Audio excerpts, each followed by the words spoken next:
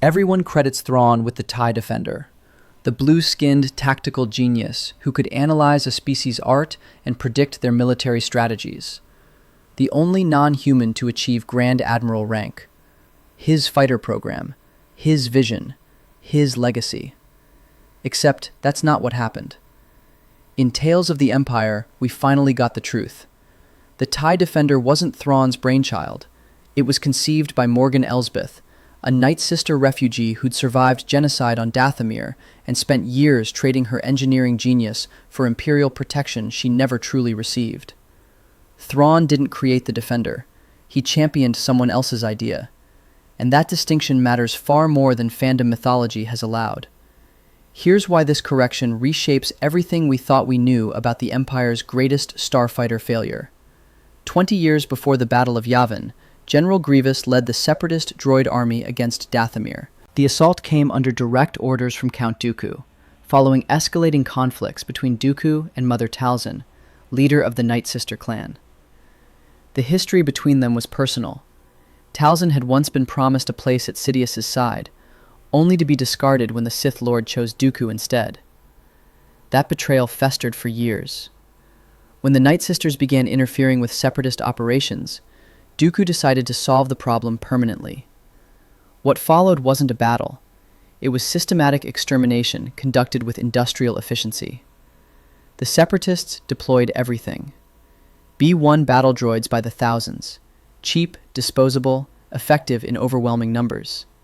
B-2 super battle droids providing heavy support, their wrist-mounted blasters cutting through anything that moved. Defoliator tanks that could strip entire regions of organic matter. Grievous didn't send a strike force. He sent an army designed to leave nothing alive. The Nightsisters defended themselves with force-based magic and close-quarters combat. Ancient traditions passed down through generations of warrior women. Green mist swirled through the forests of Dathomir as the sisters called upon their mystical heritage. They raised the dead to fight alongside the living.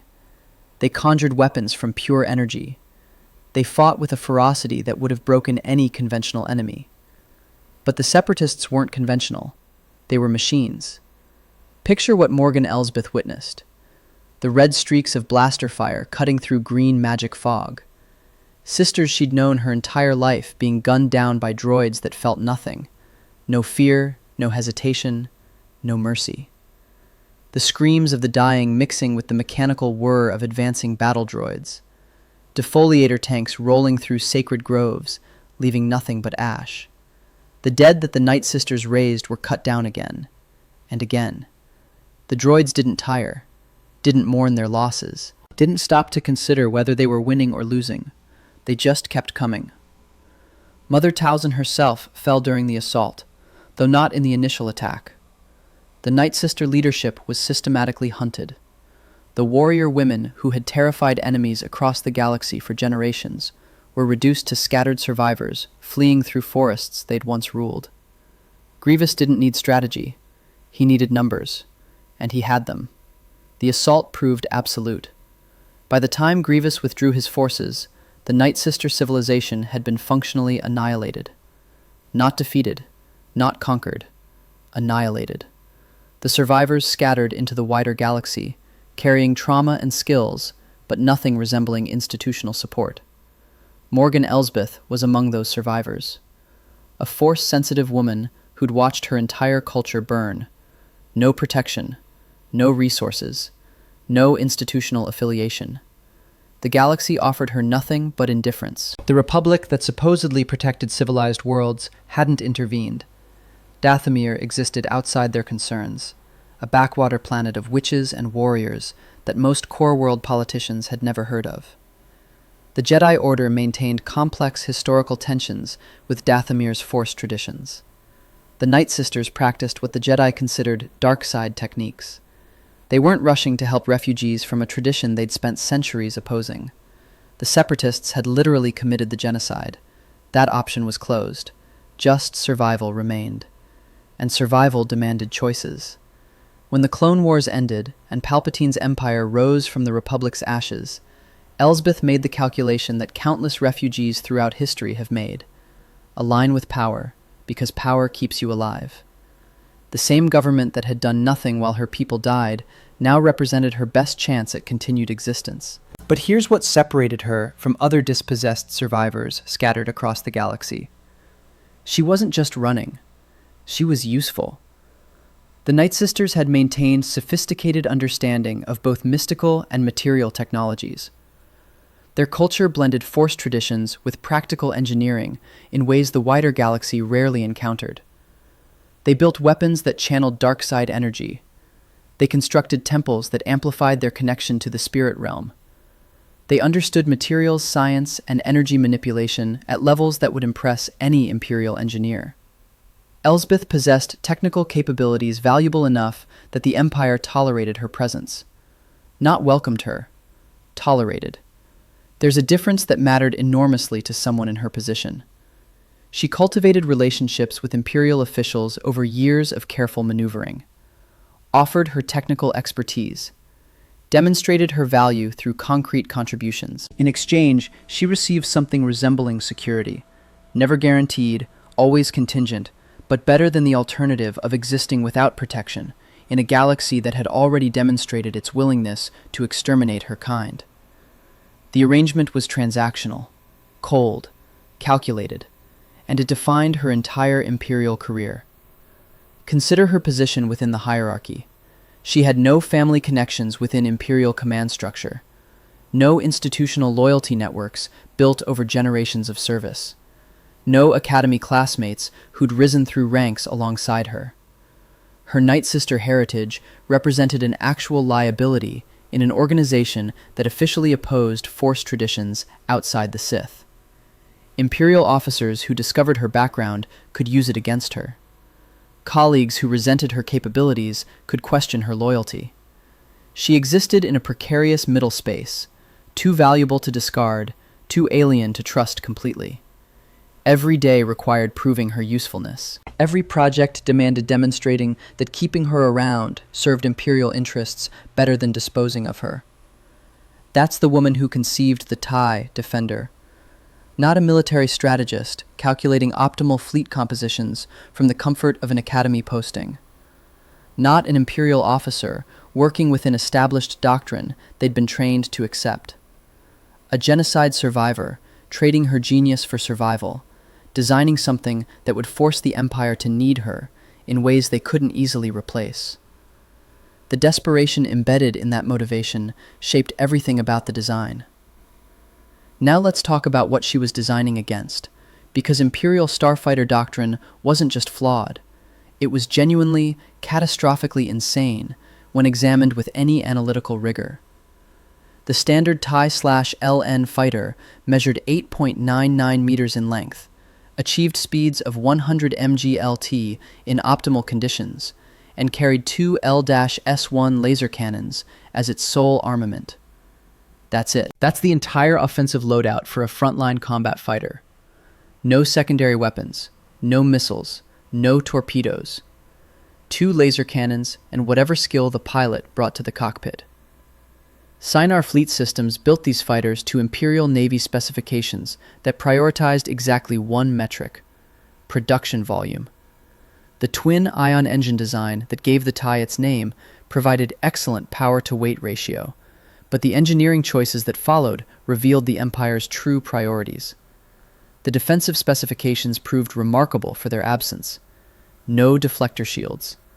The power systems that could have supported shield generators were eliminated to reduce weight and cost.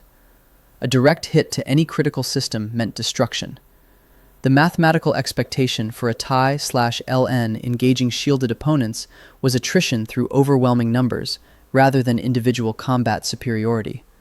No hyperdrive capability. The Sinar engineers who designed the TIE/LN could have incorporated hyperspace travel.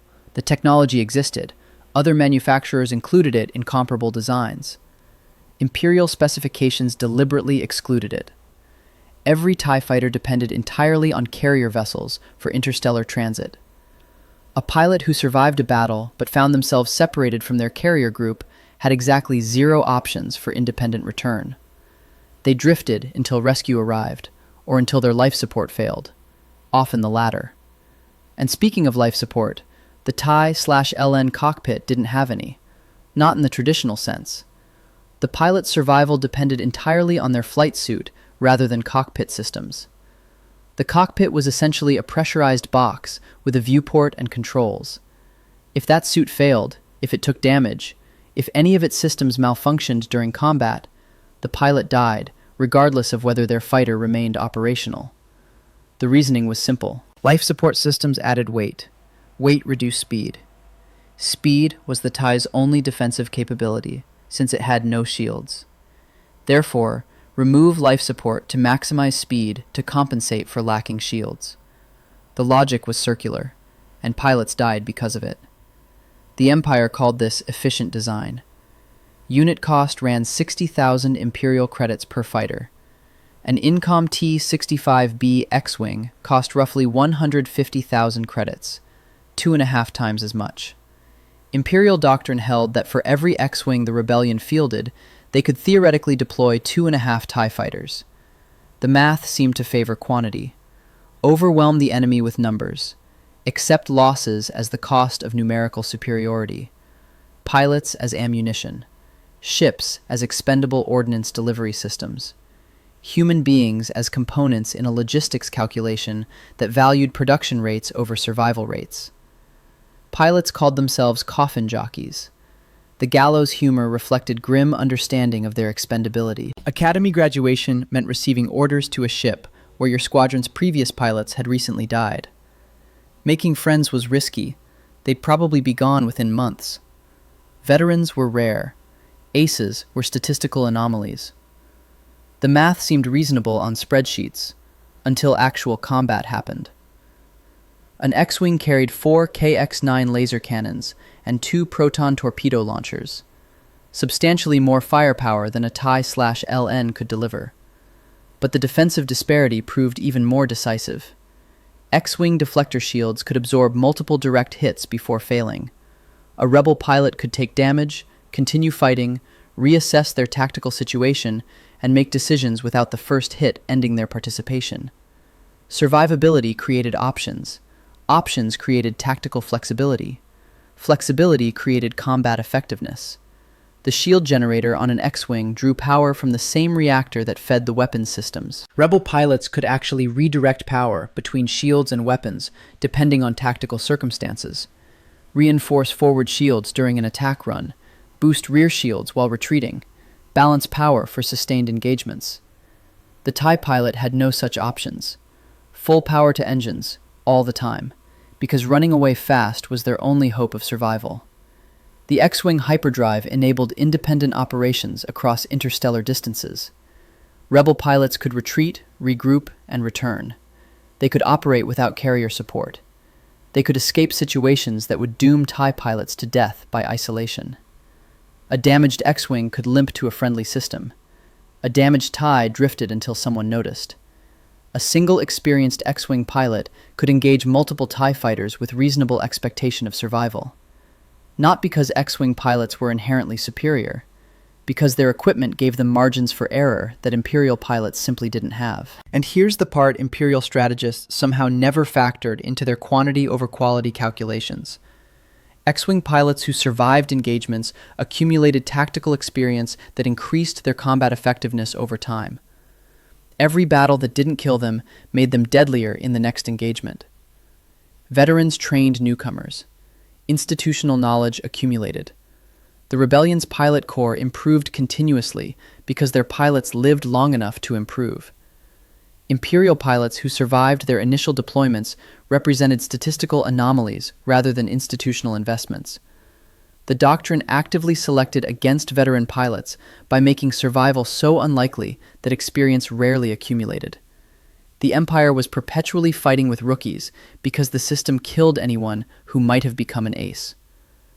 The TIE/SAW bomber variant illustrated this doctrinal insanity in its most acute form. The bomber was designed for heavy ordnance delivery against ground installations and capital ships, proton bombs for area devastation, concussion missiles for precision strikes, serious firepower intended for strategic targets rather than dogfighting.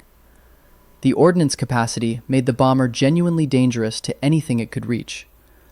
but the TIE/SA retained standard TIE vulnerability to fighter opposition. No shields, no hyperdrive. The same fragile construction that made line fighters expendable applied to a platform carrying high-value ordnance on high-value missions. Operational deployment frequently required bomber formations to transit through contested space, where rebel interceptors held local superiority. The mission profile assumed bombers would reach their targets despite enemy fighter presence. Squadron commanders would brief attack runs, knowing that the bombers they were sending had minimal chance of fighting through rebel screen forces. You're reading that correctly. The Empire routinely sent unshielded bombers through fighter-dominated airspace to deliver payloads. Pilots strapped into cockpits that offered zero protection against the exact threat, enemy fighters, that they were most likely to encounter during their approach. Standard Imperial tactics called for TIE/LN fighters to escort bomber formations. The escorts were supposed to engage rebel interceptors while bombers completed their runs. In practice, the escorts were often themselves overwhelmed by shielded opponents who could absorb the hits the TIEs couldn't. The resulting attrition rates among bomber crews exceeded even those of line fighter pilots, despite the theoretically support-oriented nature of their mission profile. Bomber pilots died at higher rates than the pilots whose job was direct fighter-to-fighter combat. Imperial Navy tactical assessments from this period acknowledged the survivability disparity. Officers wrote reports documenting the problem. Analysts compiled statistics showing the loss rates. Command received briefings explaining exactly how and why their pilots kept dying. Their solution? Produce more fighters, recruit more pilots, feed more bodies into the machine. The doctrine was failing, and their response was to scale up the failure. This was the strategic environment Morgan Elsbeth challenged. 3 years before the Battle of Yavin, she brought a proposal before Imperial officials that inverted every assumption driving TIE production. She didn't suggest incremental improvements to existing designs. She proposed a completely different philosophy. Instead of accepting the cost-benefit calculation that prioritized production volume over unit capability, Elsbeth designed a starfighter that prioritized pilot survival through comprehensive defensive systems. Instead of tethering pilots to carrier groups, she incorporated hyperdrive capability, enabling independent operations across interstellar distances. Instead of accepting numerical inferiority in individual engagements, she concentrated firepower sufficient to achieve tactical superiority through quality rather than quantity. The pitch didn't go well. Of course it didn't. She was an outsider, proposing that everything the establishment had built was fundamentally wrong. Imperial representatives responded with the institutional skepticism typically directed toward outsiders offering unsolicited innovations. The suggestion that existing doctrine might be inadequate implied criticism of decisions made by officers with established careers and political investments in current programs. Admirals who'd built their reputations on mass production strategy weren't eager to hear that their approach was killing pilots unnecessarily. Sinar Fleet Systems executives who'd gotten rich building expendable TIEs weren't enthusiastic about designs that might reduce order volumes. Several attendees indicated that the Empire would simply appropriate whatever useful elements existed in her proposal for integration into existing programs. They'd take her ideas and discard her. Standard procedure for dealing with inconvenient innovation from people without political protection. As Morgan pitched her ambitious plans for redesigning TIE fighters, the room's response made clear that her position remained precarious. The Empire all but told her they'd just take her resources for their own projects.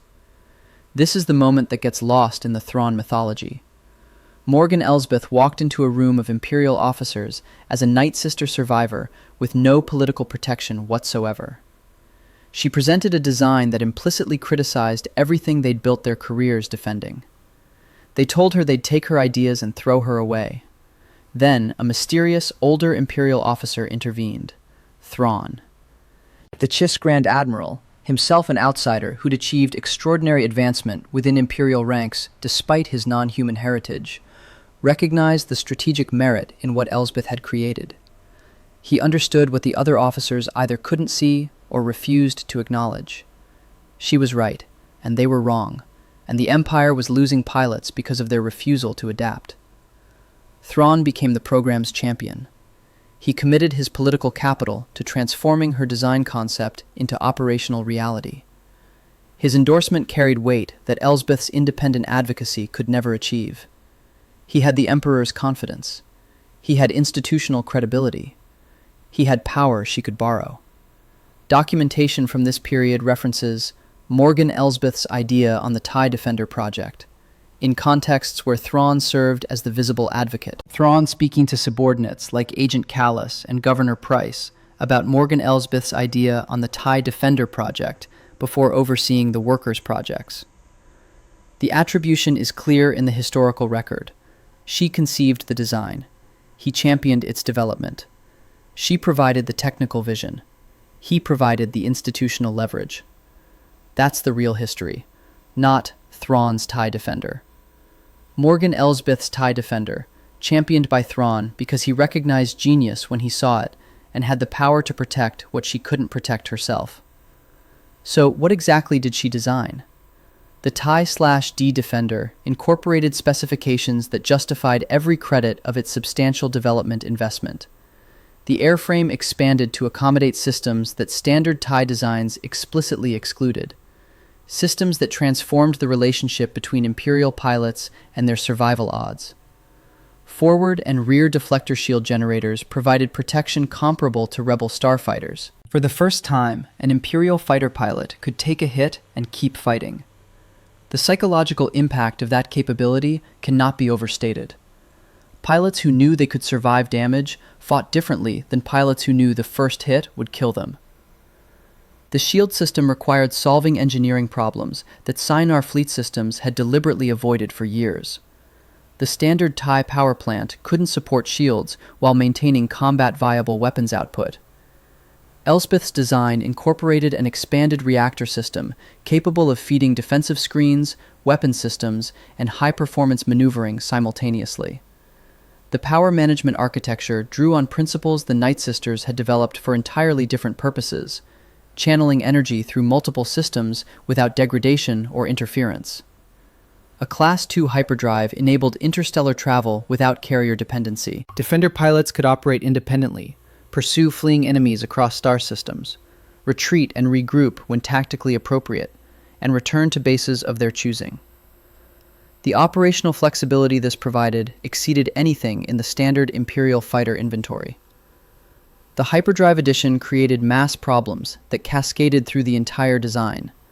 Hyperdrives are heavy. They require fuel reserves. They need navigation computers. Each addition demanded structural reinforcement, which added more mass, which required more powerful engines to maintain performance, which required more power generation, which added more mass. Elsbeth's design solved this cascade by distributing systems across the expanded wing structure, rather than concentrating everything in the central hull. The weapons loadout exceeded anything previously mounted on an Imperial starfighter. 6 SFSL-S9.3 laser cannons provided primary armament, triple the firepower of a standard TIE/LN and 50% more than an X-Wing. These weren't the standard L-S1 cannons used on TIE/LN fighters. The L-S9.3 series delivered higher energy output per shot with improved cooling systems that allowed sustained fire without overheating. 2 ion cannons enabled disabling rather than destroying targets, creating capture options that standard TIE doctrine couldn't offer. Imperial strategy had always favored destruction over capture. Killing rebels was easier than processing prisoners.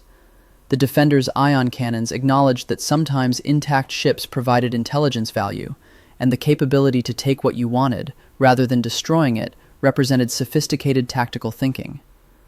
Warhead launchers capable of deploying concussion missiles added anti-capital ship capability to a fighter frame.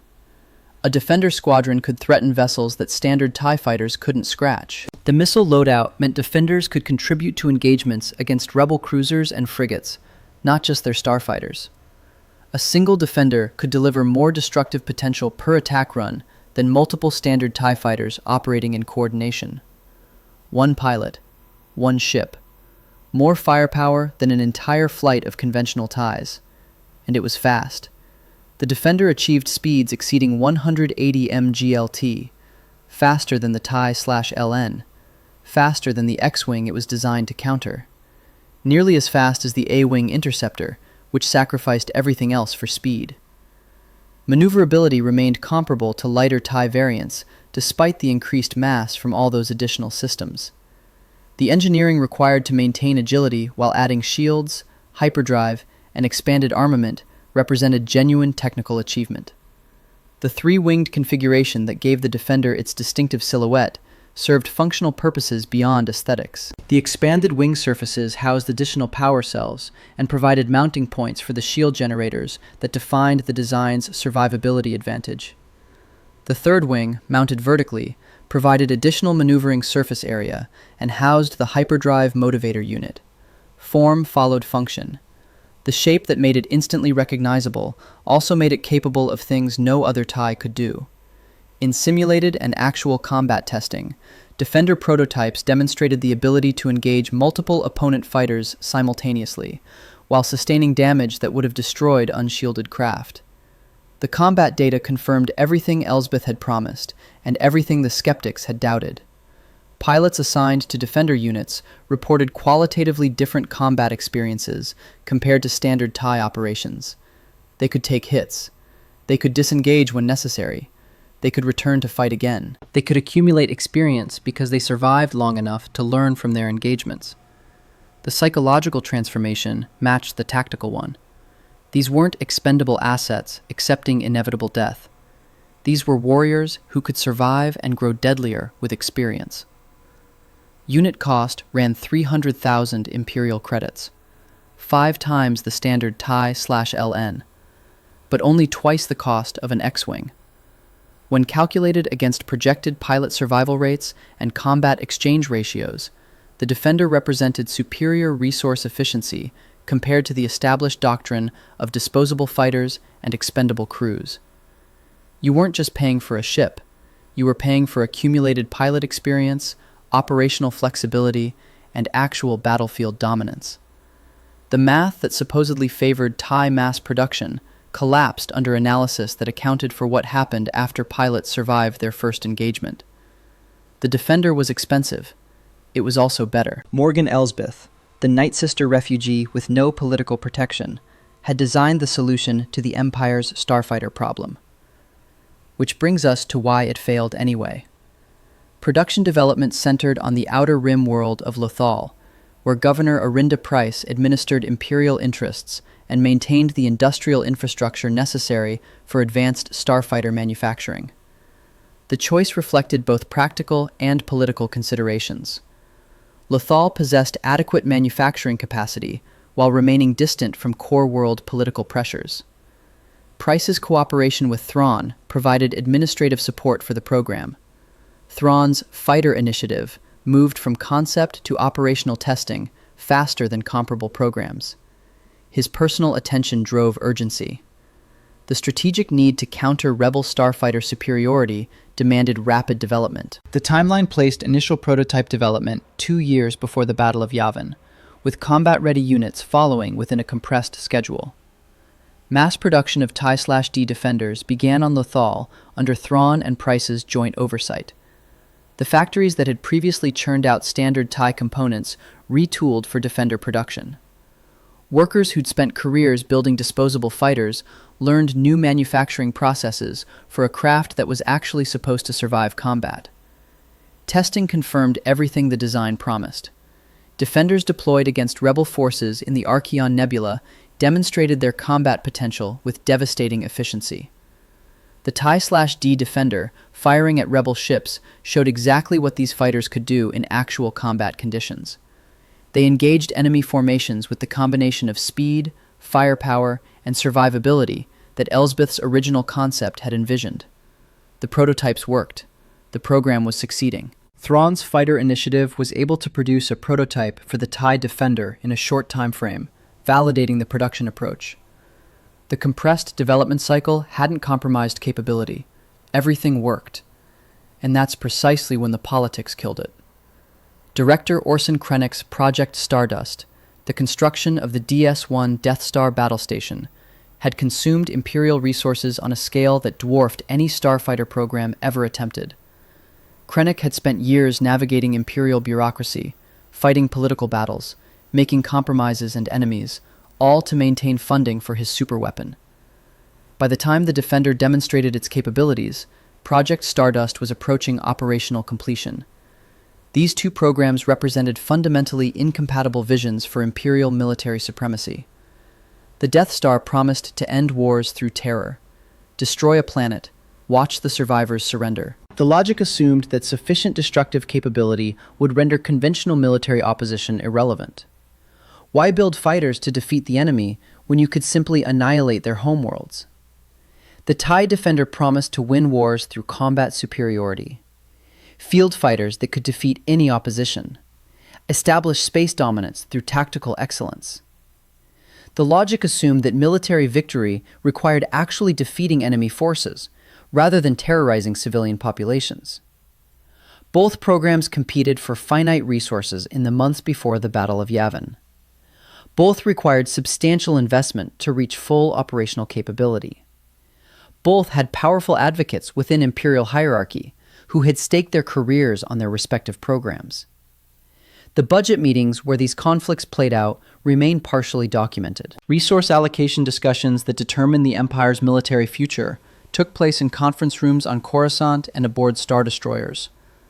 Thrawn argued for Defender funding based on combat data and tactical projections. Krennic argued for Death Star completion based on strategic intimidation and the Emperor's personal interest in superweapon development. Think about what the Defender's success implied for Project Stardust supporters.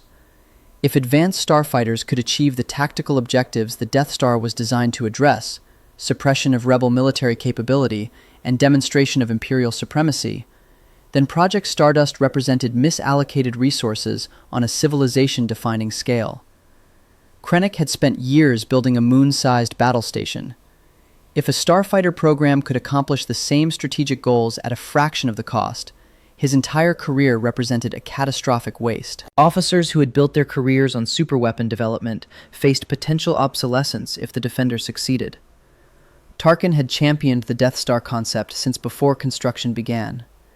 Krennic had devoted his professional life to making it operational. Neither man was eager to see a competing program demonstrate that their work was unnecessary. The conflict came to a head when Grand Moff Wilhuff Tarkin faced resource allocation decisions. He controlled funding for the Outer Rim territories. He had influence over military procurement. He could choose continued investment in Thrawn's fighter initiative or final completion of the battle station he'd championed. Tarkin chose the Death Star. Funding that program advocates had anticipated for Defender mass production was redirected to ensure Project Stardust reached operational status. The starfighter program that could have won the war was starved of resources, so a superweapon could be completed on schedule. On Lothal, the consequences became immediate. Fuel supplies that should have supported Defender testing were diverted elsewhere. Manufacturing components became scarce as supply chains prioritized Death Star construction. Workers were reassigned to other Imperial projects. The momentum that had carried the program from concept to prototype began to stall. Morgan Elsbeth's outsider status, the same characteristic that had allowed her to conceive a design unconstrained by institutional assumptions, left her without the political relationships necessary to fight back. She had traded her technical genius for Imperial protection, but that protection extended only as far as her usefulness to individuals with actual power. When the Defender program became a liability rather than an asset to established hierarchy, her value diminished accordingly. The Empire didn't just reject her design. The Empire used her, extracted her innovation, and abandoned her when she became inconvenient. The killing blow came from the other direction. 1 year before the Battle of Yavin, rebel operatives targeted the Lothal production facilities specifically. They recognized that the Defender program represented a strategic threat justifying concentrated effort. If the Empire achieved mass production, the rebellion's starfighter advantage would evaporate. The Spectre's cell, operating under Hera Syndulla's command, coordinated attacks that destroyed manufacturing infrastructure and eliminated Imperial capacity to produce defenders in quantities necessary for fleet-wide deployment. Hera Syndulla herself had been captured and tortured by Governor Arinda Pryce and Thrawn, seeking intel on the rebel fleet. They understood what the rebels were planning. But understanding didn't translate to prevention. The assault succeeded. Lothal's factories burned. Even before the rebel attack, resource diversion to Project Stardust had constrained the program to inadequate scale. The facilities on Lothal represented the program's final concentration point, rather than one node in a distributed production network. Their destruction terminated, rather than merely disrupted, Imperial defender deployment. Thrawn's subsequent disappearance sealed whatever remained of the program's fate. The circumstances, involving Jedi Ezra Bridger and a pod of Purrgil that carried his Star Destroyer into the unknown regions, meant the Grand Admiral couldn't return to resurrect the program or advocate for its reconstruction. Without his protection and promotion, the Defender concept lost whatever institutional support remained. The Empire didn't cancel the program through formal declaration. It simply ceased to exist as a priority. Resources absorbed into other initiatives, personnel reassigned to different projects, potential unrealized. Pilots who might have flown Defenders assigned instead to standard TIE cockpits with their familiar absence of shields and survival odds. And then came Yavin. The Death Star that Tarkin and Krennic had prioritized over the TIE Defender was destroyed by a handful of rebel starfighters. Luke Skywalker's proton torpedo traveled down an exhaust port and ended the battle station's existence. Exactly the threat that Morgan Elsbeth's design had been created to counter. The Empire had possessed the means to achieve starfighter superiority, had tested and validated those means in actual combat, had documentation proving the Defender could defeat the exact fighters that destroyed the Death Star, had deliberately chosen to abandon the program in favor of a superweapon that proved catastrophically vulnerable to the very opponents the Defender was designed to defeat. The institutional arrogance is almost incomprehensible in retrospect. They had the solution. A Nightsister refugee handed them the answer to their starfighter problem, and they threw it away, because admitting she was right would have meant admitting their entire strategic doctrine was wrong, because protecting their careers mattered more than winning the war, because the politics of the Death Star outweighed the reality of combat performance. Morgan Elsbeth survived the program's termination. She eventually established herself as Magistrate of Caladan on the planet Corvus, ruling with methods reflecting lessons absorbed from her Imperial experience. Thrawn's former ally ruled the city with Imperial-era authority long after the Empire itself had crumbled. The woman who designed a starfighter capable of shifting the galactic civil war's trajectory ended her Imperial affiliation not through dramatic confrontation, but through institutional abandonment. Discarded when her usefulness concluded, like the program she had conceived. But here's where the story takes its final turn. The Empire collapsed after Endor. The Death Star doctrine died with it. Both battle stations destroyed, the philosophy of terror through superweapons proven catastrophically flawed. Imperial remnants scattered. Survivors reassessed what had gone wrong. When the First Order began constructing its military infrastructure decades later, officers who'd survived the Imperial period retained institutional memory of programs that had worked and programs that had failed. They remembered the Defender. They remembered what it could do. They remembered why the Empire killed it. The First Order TIE/SF Special Forces fighter incorporated design elements tracing direct lineage to Elsbeth's original concept. Deflector shields providing pilot survivability, the exact capability that made Defenders different from standard TIEs. Weapons systems capable of rear arc engagement. Operational philosophy prioritizing individual unit capability over mass deployment of expendable assets. The TIE/SF didn't replicate the Defender exactly. Resource constraints and modified tactical requirements shaped its specific configuration. But the conceptual inheritance was unmistakable. The design DNA was hers. First Order military planning examined the Empire's failures with analytical rigor, that the original Empire had refused to apply. The TIE Defender program's termination registered as a strategic error rather than a justified decision. They looked at what happened and concluded, the Empire was wrong to kill this program. The design that Imperial politics had killed received vindication from those who inherited the Empire's ambitions without its specific institutional dysfunctions. Morgan Elsbeth's creation outlasted the regime that rejected it.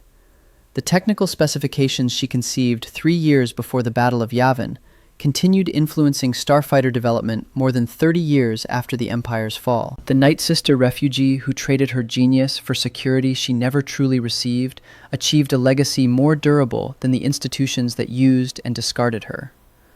The woman the Empire threw away? Her design outlived the Empire itself. So the next time someone mentions Thrawn's TIE Defender, you'll know the truth. It wasn't his vision. It wasn't his creation. It was a genocide survivor's desperate bid for acceptance from a regime that would never truly accept her. A design so good that even killing the program couldn't kill the idea. The Empire's best fighter wasn't military genius from a Grand Admiral. It was a Nightsister's survival instinct, translated into specifications and schematics, then abandoned by the same power structure she'd tried to buy her way into. That's the real story of the TIE Defender, and now you can tell it. Subscribe for more stories like this.